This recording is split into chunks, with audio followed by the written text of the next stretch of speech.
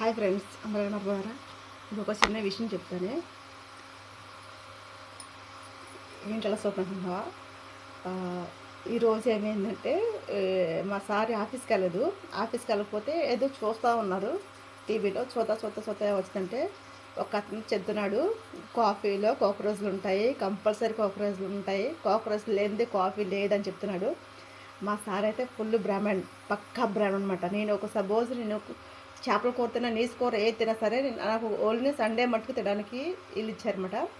బాకీ రోజులు నేను తినేసి పక్కకి రాకూడదు. వీళ్ళకి వాడు చెప్తాను కదా, కుకింగ్ చేస్తాను నేను. అందుకనేసి బాకీ రోజులు నీసు తినకూడదు. నేను ఓన్లీ సండే రోజే సపోజ్ తింటే సండే రోజు తినాలి. ఇప్పుడు మా సార్ టీవీ చూస్తున్నారు.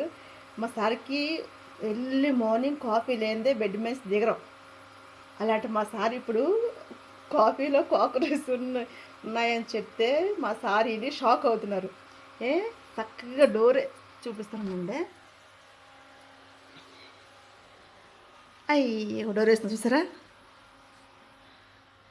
ఇదిగోండి, బెడ్ డోర్ వేసేస్తున్నారు చూసారు కదా.